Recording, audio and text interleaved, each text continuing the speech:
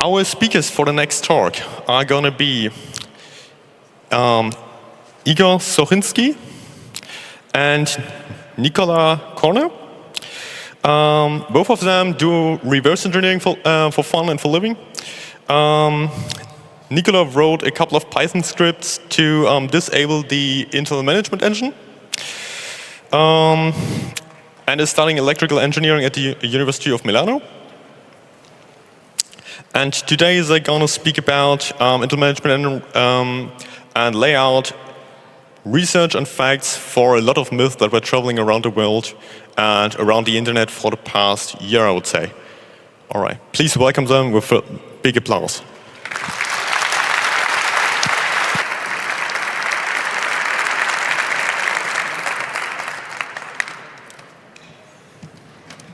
Test, test. Can you hear me? Okay. Thank you, everyone, for coming. That's quite a lot of people. It's the first time I speak with so many in front of me, but we'll see. Anyway, just a little bit about me. Yeah. I'm a software developer at a little company called Hextrace. But in my free time, I do some reverse engineering. And it so happens that the company develops a software for reverse engineering. So that's a bit of a good fit, I think. I'm not a security researcher. So my day job is just software development. So this is just my hobby, so to speak. But as my hobby, I did a bit of hacking of e-readers. This is Amazon Kindle, the first version, the ugly one. Yeah, I did a bit of blogging back then. Yeah, this was, I found the serial port and then did some extracting file system. Anyway, it's not related to this one, just a bit of background. And then I get interested in Intel ME, and the result is this talk. Hope you'll find it interesting.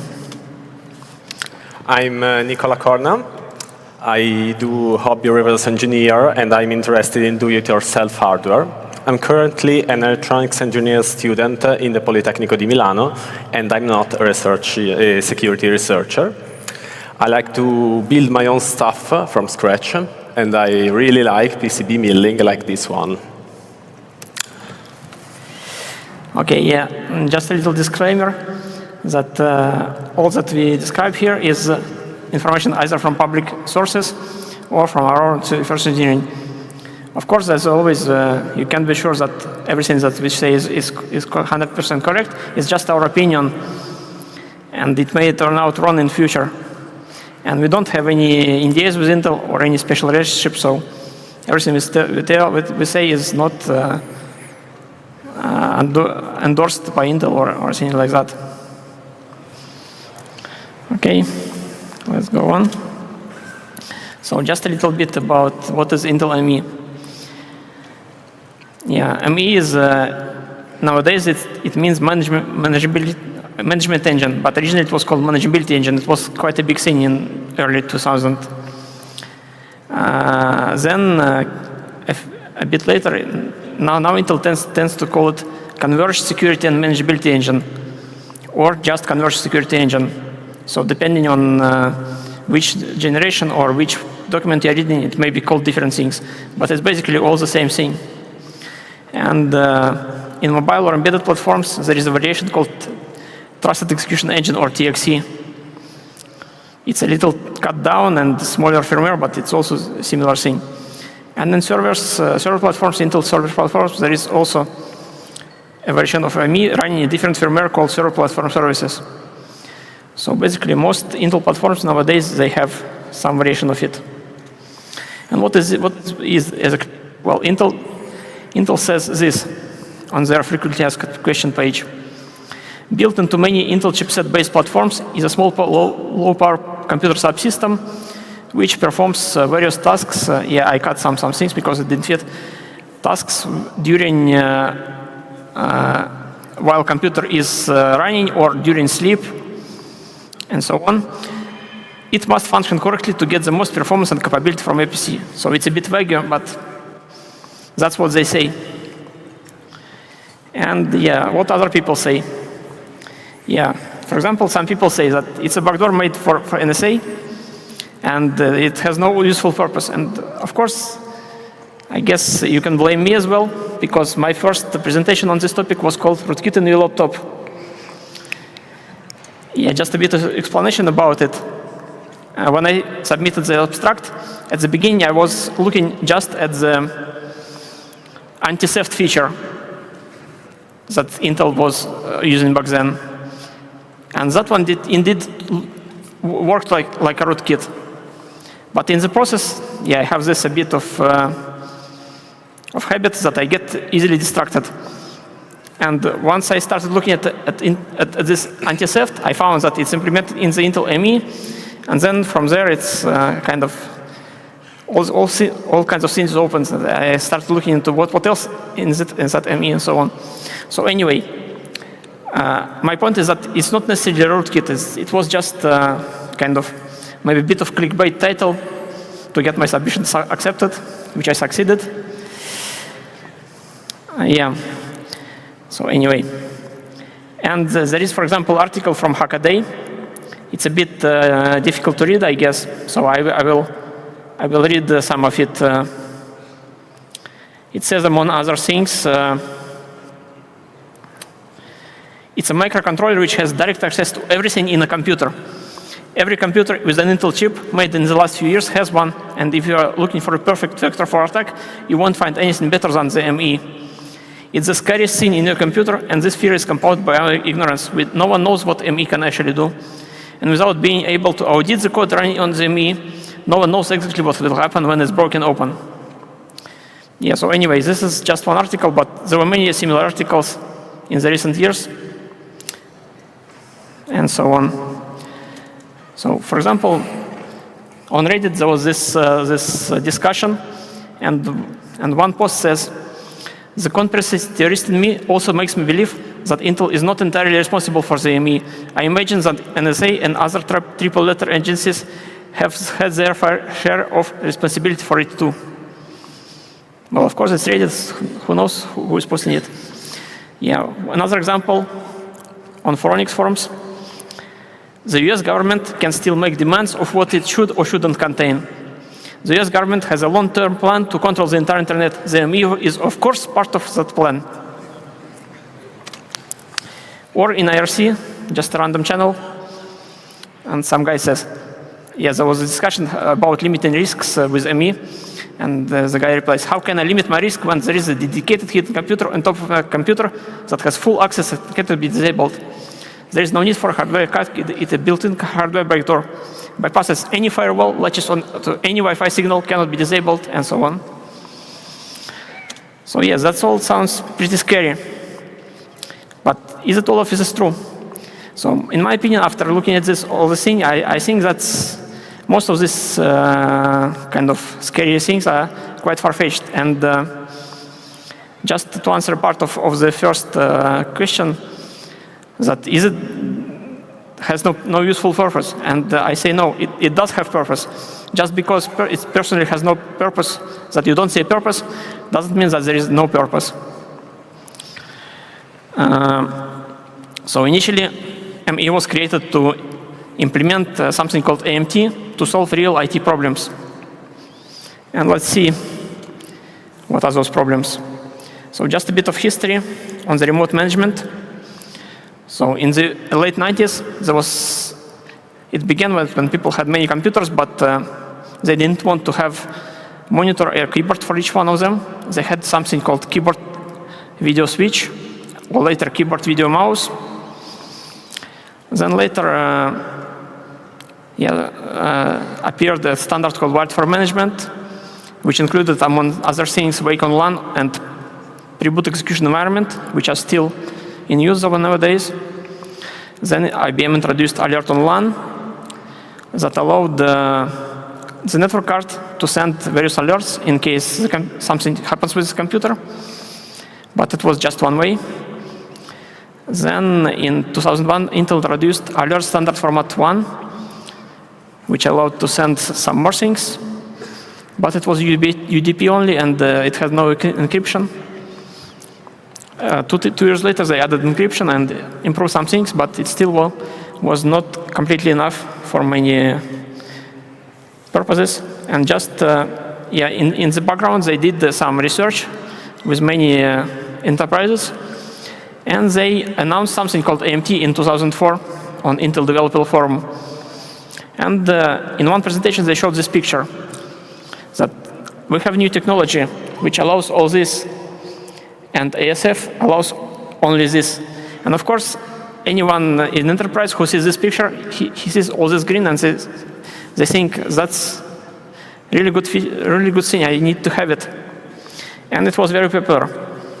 So 1 year later, they released it. First version had the processor hidden inside the network card. Well, not card, but network chip, which was on the motherboard. It had features which were not supported by previous one, by alert standard format, ASF. For example, it had ID redirection, so you could mount an image over the network and boot the remote computer over it. It had serial over LAN, so you could have serial console. Yeah, for some reason they used SOAP API, so XML over HTTP, but that XML was a thing back then. Yeah, then they started working on it, improving it. It was very popular, and they decided, why do we need to put it in the network card? Let's put it inside the North Bridge. We have some space. It's just a synthesizable core. It's not a big deal, and more platforms can have it. Then they did some more improvements. For example, in 2007, they started releasing the first variants of this firmware without AMT to support first mobile users. For example, QST is quite system technology, I think, basically fund management. So when the processor gets hot, it tells the embedded controller to turn on the fans, so it gets a little colder. So basically, it's something that works without involvement of the main CPU. And I guess they just had some spare space, and they decided we can add this feature, and it will really improve work of our hardware, so why not do it? And they also added TPM because people started, well, not people, but standard, there was this initiative by Microsoft, Trusted Computing, and TPM standard appeared, and they decided why people need to have an extra chip and spend more money when we can just add it inside, and it will be cheaper for people, and so on. So, and then they added the first version of anti-theft. I didn't look at it, but that's the first time it appeared. Then in 2009, they moved to so-called, we call it Generation 2. They switched to a different CPU, to a more efficient instruction set, and they added also KVM support. So previously, what had to be done in hardware using external switches, now it could be done over the network. So you could have full control of the computer, like see the video, use the mouse and keyboard, and so on. They used the version of VNC protocol. Yeah, anyway, just some milestones. They're not really interesting, I guess. I'll skip them. So the summary is that originally it was created for this AMT, Advanced Management Technology, I think, or what they called it vPro, this umbrella term, which is not really concretely defined. But eventually they also added other features which were not related to AMT, but just because they could be useful and they had the opportunity. So they added many things. For example, one I didn't mention is ICC integrated clock control. So previously you had to have a separate chip on the motherboard which was responsible for controlling the clocks. Now it could be integrated all in the chipset. And as again, the customers saved on the bill of materials. And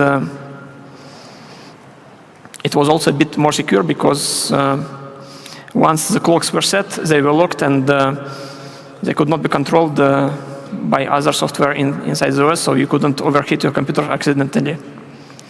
Yeah, of course, anti-theft was added, also part of it. Then the dynamic application loader for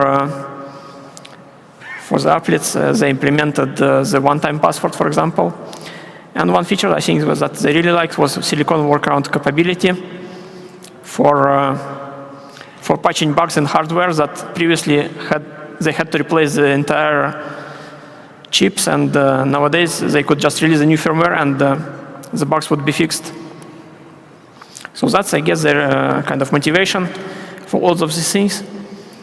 So I think it's kind of reasonable that they added this to ME because they had the opportunity and it saves them the money and their customers. And when for people who say that it was NSA and they controlled by the NSA, then as you know recently that it was discovered that on request of government agencies, Intel added the bit that would allow to disable ME early so that it doesn't run for the rest of the operating period of your computer. And then if they had control over the Intel, why would they request this bit? It doesn't really make sense in my opinion. And here's a post from one guy on Hacker News, and he claims to be an Intel engineer. It's unfortunately a bit hard to read. And he says, I worked in Intel on ME for 3 years, and I can tell you two things. ME was not born out of desire to spy on people, nor was it, to the best of my knowledge, created at the request of US government or others. It was an honest attempt at providing functionality that we believed was useful for sysadmins. It was initially to be going much worse. Early pilots with actual customers, such as a large British bank, were going to run a lot more stuff, think a full JVM, and have a lot more direct access to the user land. Security concerns scrapped these ideas pretty early on. In retrospect, I personally believe the whole thing was a bad idea, and everybody is free to crap on Intel for it. But the thing was never intended as a bug or anything like that. So I kind of totally agree with this guy. So I think it's kind of something that kind of spun out of control, and it was not really meant to be as bad as it turned out.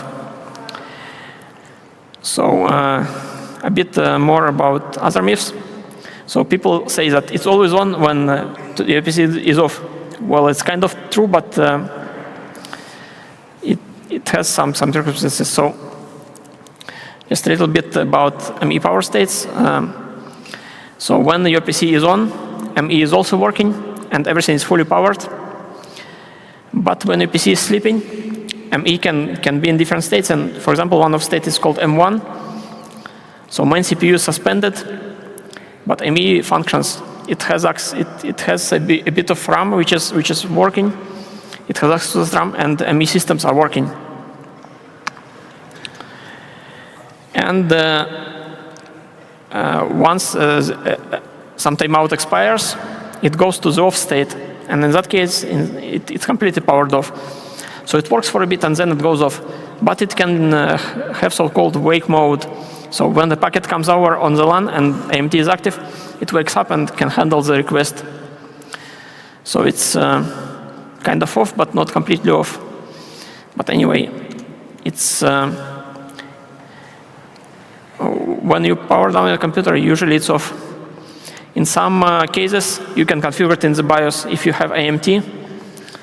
Here's a picture. You can configure that it should be only on when the computer is on, or when the computer is in the sleep, it can be also be powered if it's on IC power and so on.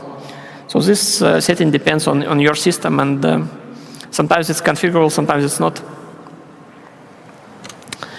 So another one, it can lock the PC with the command 7 over there. Yes, it was kind of true. It's for some time, but it's not anymore. So first you need the ME, which has this TDT, which means self-deterrence module, so anti-theft. And it was only present in the ME since 4.9 to 9.0. In 10 it was removed. And for this to be possible, the anti-theft needs to be enabled, and your computer needs to be enrolled in the anti-theft program, because it has to be periodically pinging the server that the PC is not stolen. And yes, it had, for a short time, it had support for 3G.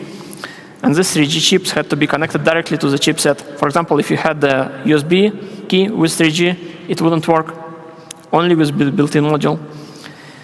And this command to turn off, to kind of brick the PC had to be signed by the Intel. So it had to go through Intel servers to be really active. And eventually in 2015, Intel removed it, and it's completely gone. So it's not present in the modern PCs. And all the other anti-theft solutions which are offered, they don't use ME.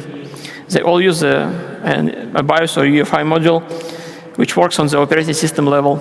So it's a software agent. Yeah. So another one. It can read all data on my PC.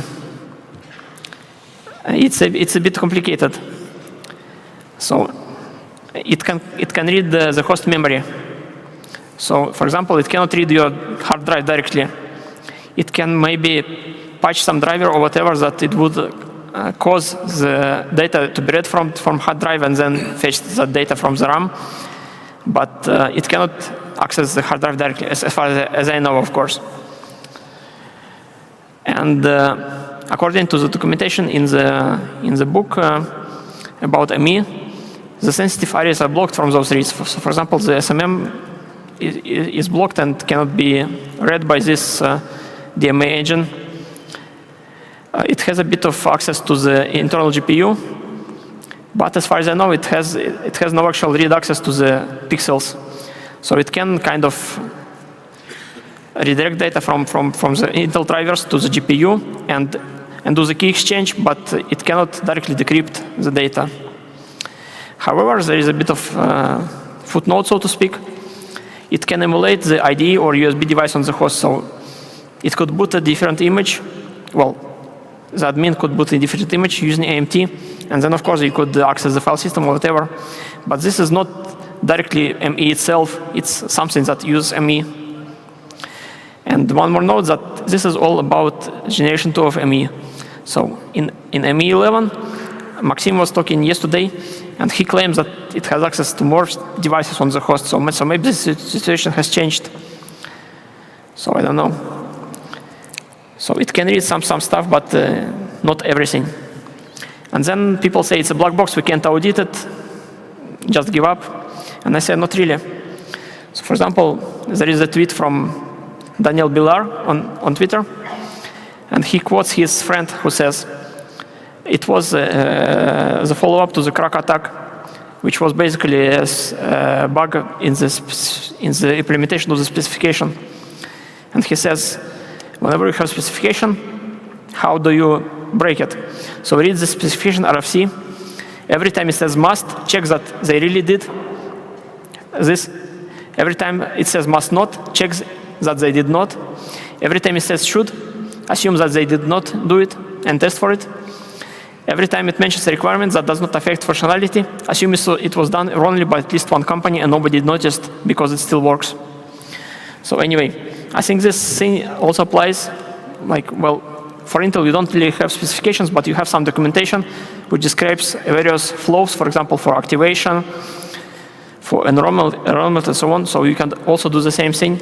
Just follow those specs and see if they really followed correctly. And maybe you can find some bugs. And in addition, there is black box auditing. So plenty of products can be audited without source code and audited without source. And just as a kind of point to my previous slide, there is a master thesis by Vasilios Virveris in 2010, called security evaluation of Intel's active management technology. So all his work, it did not involve any reverse engineering. He just read the documentation provided by Intel, and he tried to activate Intel ME or, well, not ME, IMT, and see if it's really activated the way they describe.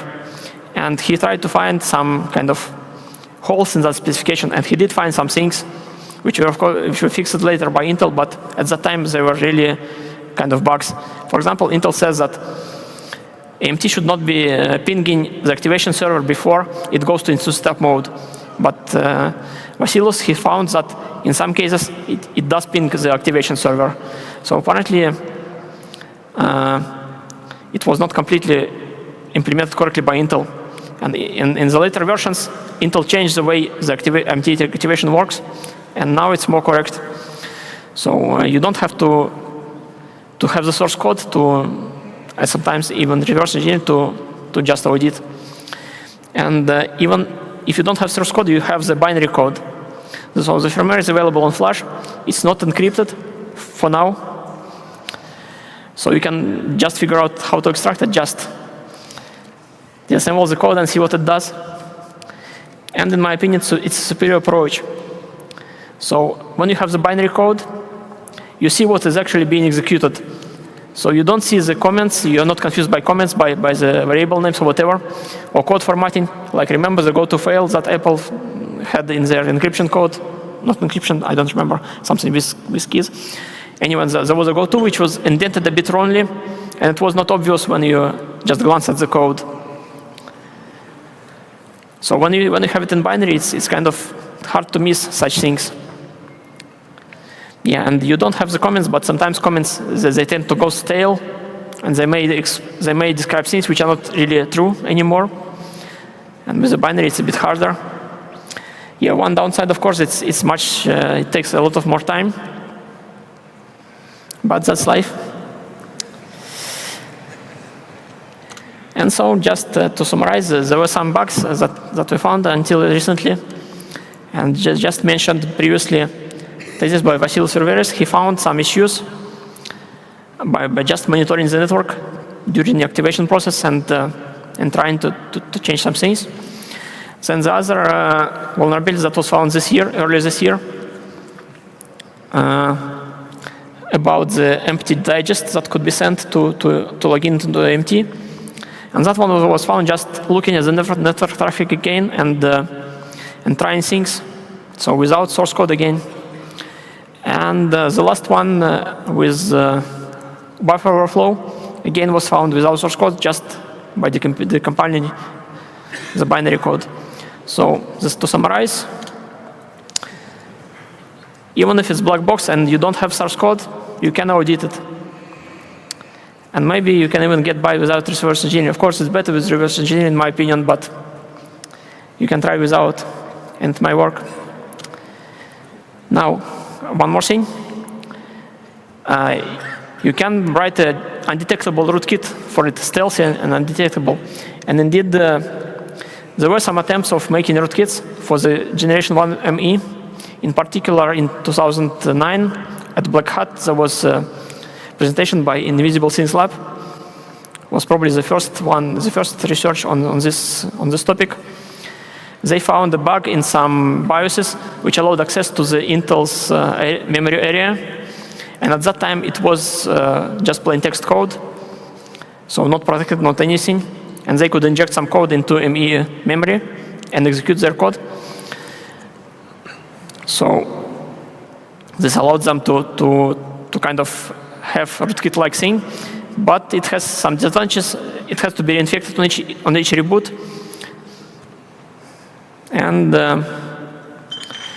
since then, Intel fixed it. They implemented integrity checking, so you cannot longer do this thing. All modifications will be detected and rejected. The machine will reboot. Then there was Patrick Steven, who wrote a book on detecting DMA attacks. So I think it can't be considered undetectable anymore.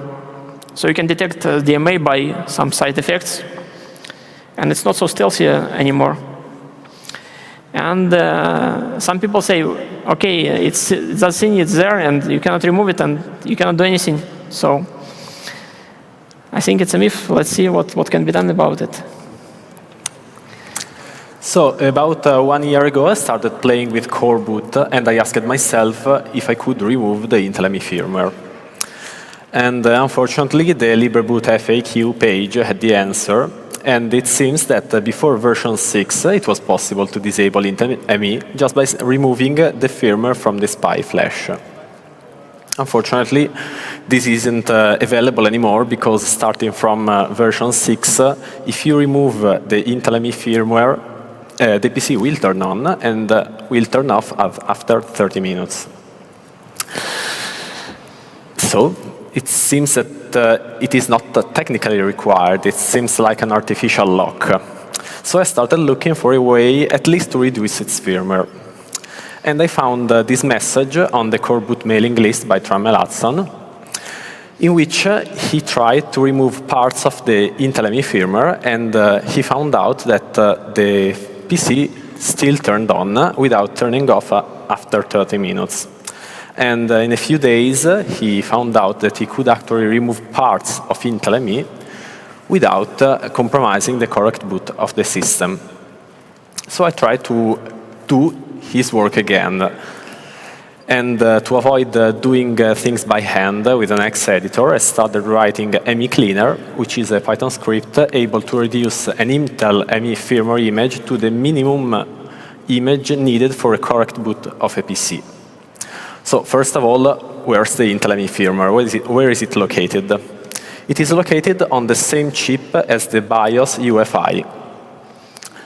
So reading and writing it is quite simple, because you can either use an external programmer, which can be a cheap Linux board with an SPI interface or a dedicated programmer, or in some cases you can also use the vendor tools to flash the BIOS to dump and write again your modified image. Now, this is possible because the SPI chips in the Intel systems are partitioned. So this is the scheme. You have the Intel flash descriptor, which contains different partitions inside the SPI chip. So we have the descriptor region, which is like a partition table, and then different partitions, for example, the BIOS region and the Intel ME firmware region. All we want is the Intel ME firmware, so we just have to extract it. And we can do it with the help of IFD tool from the coreboot project. So, first step, let's try to remove every partition from the firmware except for the FTPR, which seems to be the fundamental one needed for the correct boot. Indeed, the Intel ME firmware is partitioned. This is the simplified scheme. So we have an FPT, which is the firmware partition table, which contains a list of the partitions inside the firmware image. In this image, we can see that there is the FTPR, which is the core partition, and the NFTP partition, which is the partition with the network stack and AMT. Removing this partition is quite easy, because inside the FPT we have these entries, and each entry has the offset and the size. So all we have to do is just to remove the code from the offset to the offset plus the size.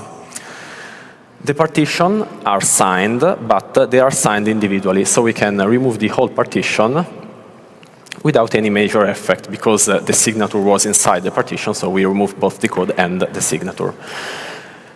Moreover, the FPT is not signed, it just has a checksum, so it's quite easy to remove everything we want. So I tried it, I flashed back the result on my PC, and it worked.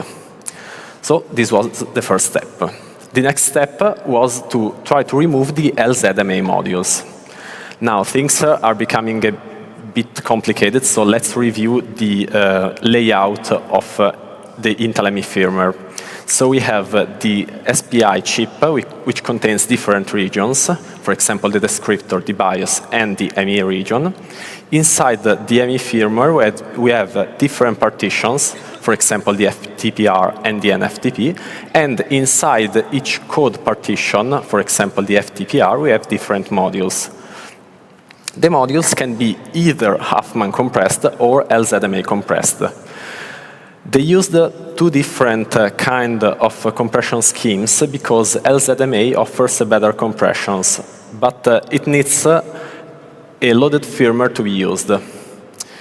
On the contrary, Huffman has a worse compression ratio, but can be done directly by the hardware. So they use Huffman to compress the early stages modules and LZMA for the later stages.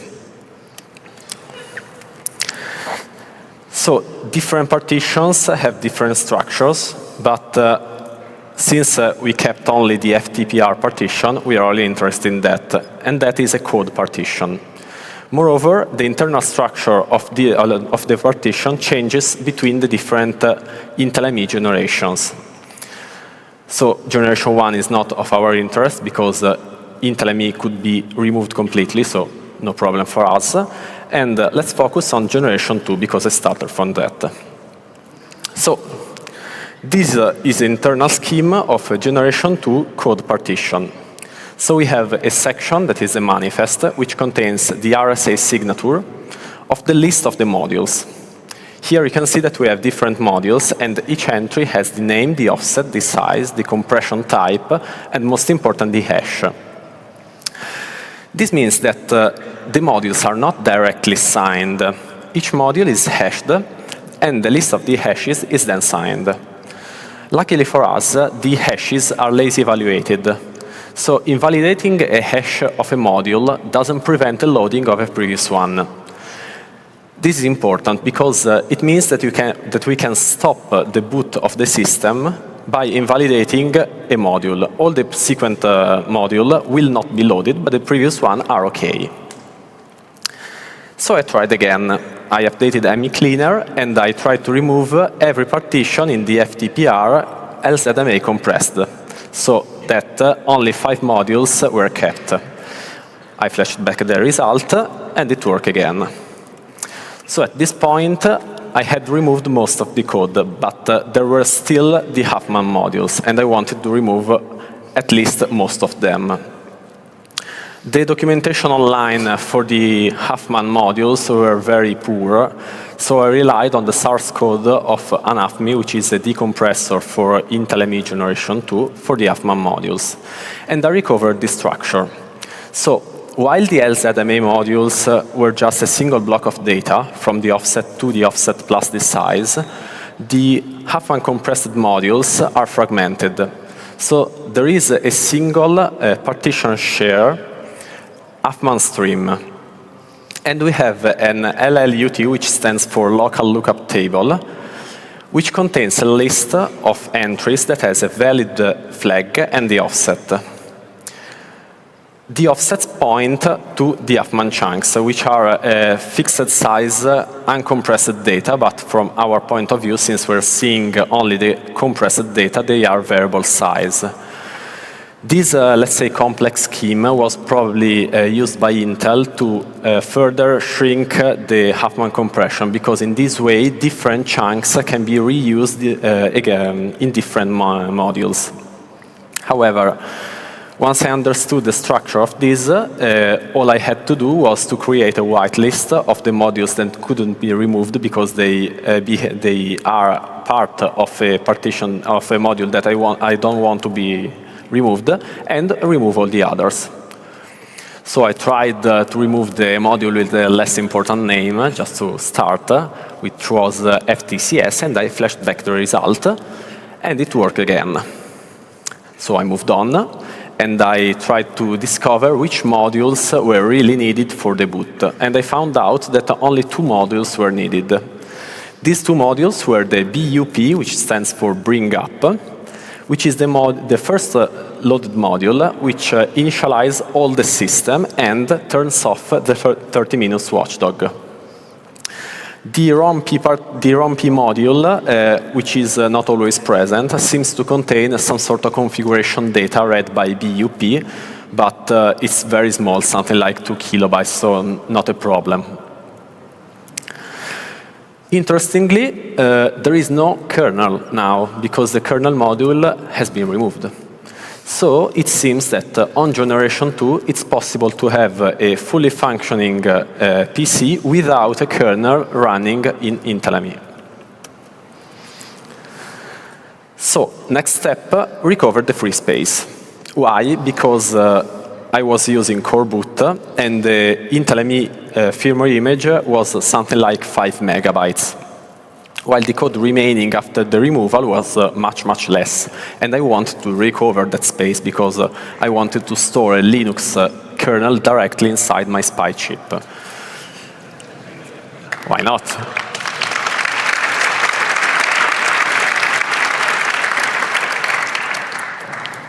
So I started just by truncating the image just after, let's say, the last valid module. And that worked. But, well, that was expected because the space that I had removed wasn't mapped by anything inside Intel ME, so I could easily remove it. But that wasn't enough because, let's see, for example, this scheme. Between the FPT, which is at the beginning of the ME image, and the FTPR, which is our partition that we must keep, there may be other partitions that I had previously removed, and now they're not there anymore. So I have the FPT, something like 1 megabyte of FF, and then finally my code. And I want to recover that space. So I have to figure out how I can move the partitions. And you may say, well, it's easy. You just move the code, you correct the entry inside the FPT, the offset of that entry, and that's all. Unfortunately, on generation 2, it's not possible because, well, it's not that easy because it seems that some offsets inside the FTPR partition are not relative to the beginning of the FTPR partition, but they are relative to the FPT. So you can't move the code without adjusting them as well. It took a bit of time, but I was able to find them out, and luckily they aren't signed. So after many tries and breaking my laptop many times, I found out which ones were responsible for this behavior, and I corrected them as well. I flashed back the result, and it worked again. So this is the current situation. Starting from a 5 megabytes image, we have now an 84 kilobyte image, which is moreover full of free space because, as you can see, there is the FPT padding, just the header and some pointers, padding again, 50 kilobytes of data, which is the real data, and then padding. So starting from 5 megabytes, now we have, let's say, 50 kilobytes.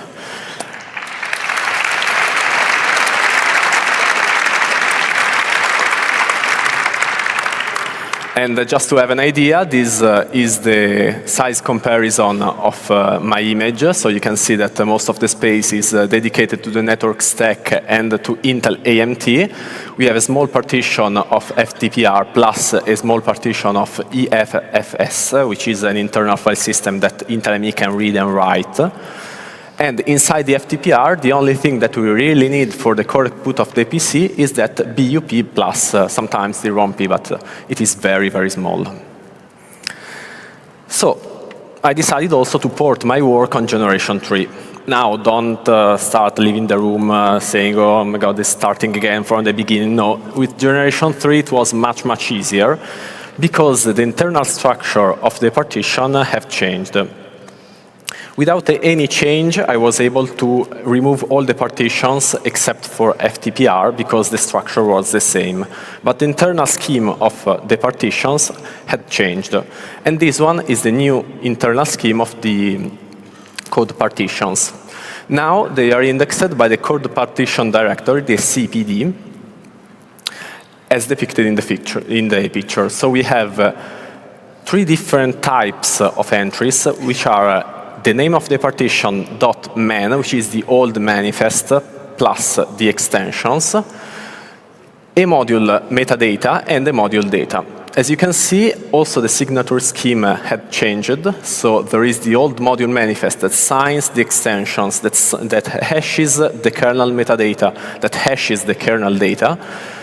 But luckily for us, the lazy evaluation of the hashes is still valid, so we can exploit again the lazy evaluation to remove as many code, as many modules as possible. So this is the list of the types. So I tried again. By trial and error, I figure out which modules were really needed and which one were not. And it seems that only 4 modules are really needed. So syslib, RBE, which is sometimes a very small partition, like the corresponding of ROM-P, the kernel this time, and the BUP partition. After some weeks later after my work, the Positive Technologies researchers shared the discoveries of a method able to disable IntelliMe.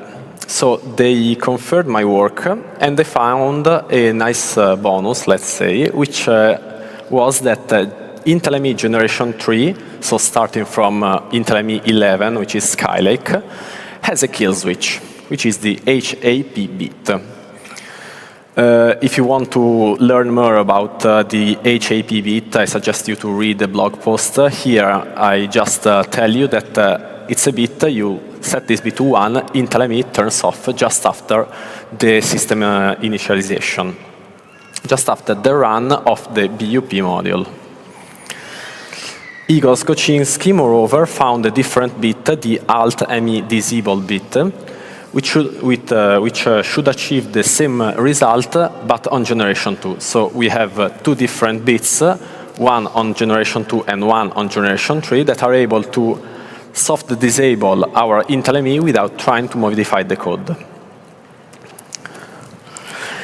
So the final result is that a combination of HAP bit and Alt-ME disable bit is able, plus the code removal, is able to completely turn off IntelliMe just after the hardware initialization. Moreover, these 2 bits force IntelliMe to turn off and report a sane status to the system. So it seems that it is better supported by commercial BIOS implementations. Moreover, to check the status of IntelliMe, I used the IntelliMe tool, a tool from the Coreboot project, to retrieve the status of IntelliMe. So here you can see its output with on a ThinkPad X220 with the sole code removal. So for example, you can see the error code, which is image failure. So it tried to load a module, but that module hadn't a valid hash. And you can see that the firmware init complete has not been completed. And the current progress phase is the BUP phase. IntelliMe is stuck trying to load the kernel, but it can't load the kernel because the kernel is not correctly hashed. With the addition of the Alt-ME disable bit, you can see that the status of IntelliMe had changed, and now the progress state is ME disabled. So different states, but the result is the same. Moreover, thanks to the testing performed by the community, I found out that ME Cleaner is not limited to my PC, but works on any PC from Nehalem to Coffee Lake. So the current line of Intel products are covered by ME Cleaner.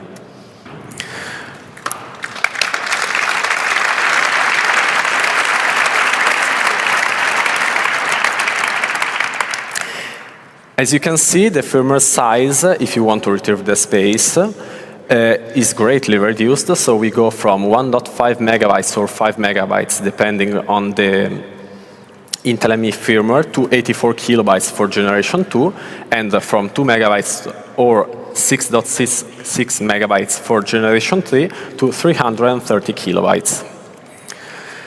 Many, let's say, unwanted features are now gone. So on generation 2, there is no kernel running anymore. We lose the NFTP, so no more network stack or AMT for IntelliMe. The dynamic application loader is gone, and the platform trust technology, which is the firmware TPM, is gone. Okay, something bad can happen sometimes. So on many PCs, and this depends only on the firmware implementation of your PC, you can have a brick, so that the PC doesn't turn on at all. No way. You can have a slight boot delay, so some seconds before the screen turns on. On some BIOSes with dual BIOS feature, there is an automatic rollback of the ME Cleaner modification. So you flash ME Cleaner, you turn on the PC, and you find that the ME firmware inside your SPI flash has been downgraded to the previous version. And sometimes you can also see these warning messages. So careful, your Intel ME firmware is damaged. Press F to continue. Some features that someone can like are now gone. So first of all, you can't have overclocking with this kind of removal because the ICC partition, which was one of the modules removed by ME Cleaner, is now gone. You don't have, obviously, Intel AMT anymore. You don't have Intel PAPV, which is the protected audio-video path anymore. So some kinds of DRM may be broken now. And some parts of Intel SGX are gone, plus other stuff. Now you may say, OK, this is good, but I want to see some proof. Well, first proof, you're seeing these slides. They are my PC. My PC doesn't have Intel ME, the full Intel ME anymore. Let's see, however, a demo. So we have initially the original ME image, which is, as you can see, 5 megabytes. Let's run ME Cleaner on it. Here it is. Good luck. And you can see that now the modified ME image is only 84 kilobytes. Let's see the difference between these two. You can see that the original ME image has, in his FPT, many partitions. The modified has only one, the FTPR. So let's dump the current running firmware on my PC. You can see these reassuring messages from my flash ROM. Ignore them. Everything is safe. Let's extract the Intel ME firmware from the dump, okay, with IFD tool. You can see it here. You can see flash region to Intel ME.bin, which is 84 kilobytes. Let's compare it with my modified image. You can see it's the same, so I'm running my modified image on my PC. Let's then see the current status of Intel ME with Intel ME tool. So, as you can see, the firmware init hasn't completed. It's stuck in the initializing, and as you can see in the progress phase state, Intel ME has been disabled. Moreover, note that the response from Intel ME is not complete, as, for example, Intel ME cannot give you its current capabilities because that part of the firmware is now gone. So what can you do? Well, you can try ME Cleaner on your system. However, be careful because it's a bit dangerous, so you may want to have a recover way to restore your PC. If it works, well. If it doesn't work, not well, but please report both of them. And, well, I would also like to thank all these people that directly or indirectly helped me in this research. And that's all. Yeah, here's some links to our projects. You can check on my GitHub. I have some tools for working with ME, for extracting images. If you're interested in reverse engineering ME, I have some stuff. So you can dump the images and extract modules and disassemble them. I'm populating our wiki so that it will have more information about the internal structure of ME, and so you can make more sense of the disassembly. Hopefully that will help people to investigate more about how it works and discover other things about it. And I guess, yeah, we can take some questions. Thank you, Igor. Thank you, Nicola.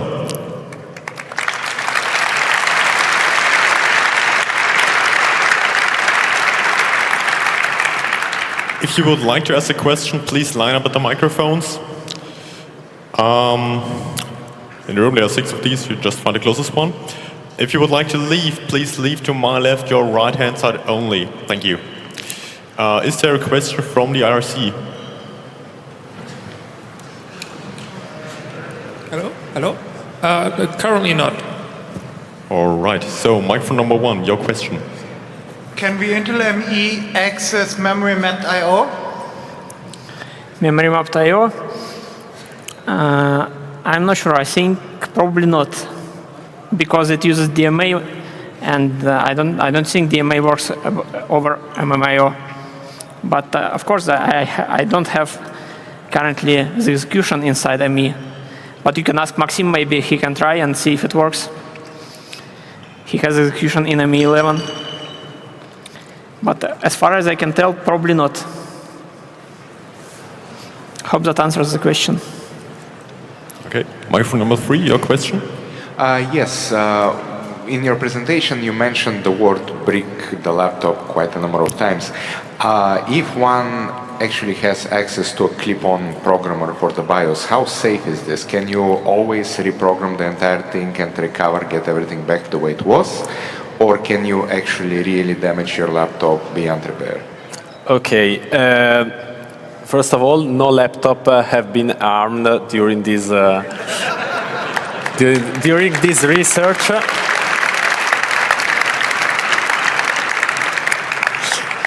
I have here my laptop. I've bricked it something like 40 or 45 times, something like that, and it's still working. So that's partially answer your question. Yes, if you have access with an external programmer and you have a valid dump, you can always roll back the modifications.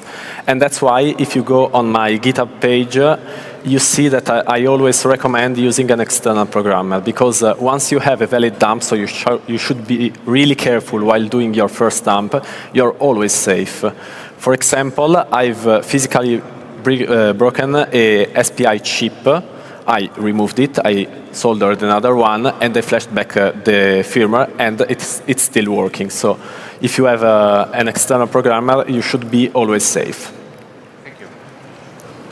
You. Microphone number 4, your question. Hi. Hi, great talk, first of all. Thank you. A small question. Does the removal of the Intel IME reduce the power consumption of the whole PC as well? A little bit maybe because of the reduced byte size? I think so, but because you don't have Intel ME running anymore. But the point is that Intel produced Intel ME in such a way that its impact on the power consumption was minimal. So I think that the removal of its firmware shouldn't change much the situation of your PC. Yes, on the other hand, I think that since the clock control module is removed, you may lose the clock control. So, for example, the reducing of the processor speed that is sometimes used to reduce the power may be gone. So it may actually consume more power, but I don't think anyone has actually measured. So it's an open question for now. And I guess it depends on the board, on the actual firmware, and how it's configured, and so on. Okay, thank you.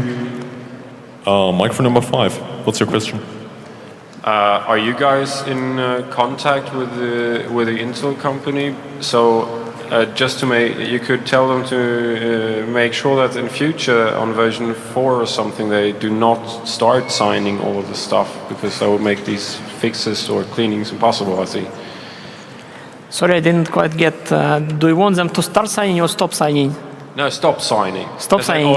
I mean, in your talk you mentioned that certain parts were luckily not signed, but... no, I said they're not encrypted for now. Yes. Well, they did start encrypting one module for now. They started encrypting the PAVP. And some people theorized on Twitter that it's related to some contract with Netflix. So apparently they want to hide some DRM keys or whatever. But the rest of the firmware is still open, so you can still extract it and disassemble. So I don't think they plan to start encrypting the rest. It doesn't really make sense. Their threat model, I think, does not rely on the obfuscation. I think it's just contractual obligations that they have to encrypt that part, just because of DRM. So I think that it will stay unencrypted for the foreseeable future. Microphone number 2, your question? In the slides earlier, you had some RAM area you mapped to the ME. Is this part of the main computer's RAM? And how is it reserved? How does the ME make sure the actual user OS doesn't interfere? So this is called the UMA, Unified Memory Architecture. Not sure why the name. But this works in a way similar to as some graphic adapters work. So it takes a part of the RAM of the computer and reserves for the use of graphical device for ME. And this is enforced by the chipset. So the host processor cannot access it. So yeah, it's like that. So the BIOS has to configure it properly to allocate this memory and lock the registers. And if BIOS does not lock the registers, then you can have access to that memory in theory. And that was the kind of the attack in 2009 that they broke the ME the first time. But for the moment, it's enforced by the chipset. So once the register is configured properly, you cannot access that memory from the main CPU. But in theory, you could access it, for example, by using hardware attack. So just by accessing the address lines on the RAM. However, it will not be enough. As I mentioned, they started in integrity check. So ME, once it gets back the memory into its own RAM, it checks if it has been modified, and in that case, it shuts down the computer. So there is protection against modification. Thank you. I'm fully aware there are still questions, but unfortunately, time's up for this talk. Can people still find you for further questions on the conference? I mean. Okay. Yeah, we can. Yeah, if you have other questions, we can talk. Okay. Excellent. On the floor. Thank you. Thank you.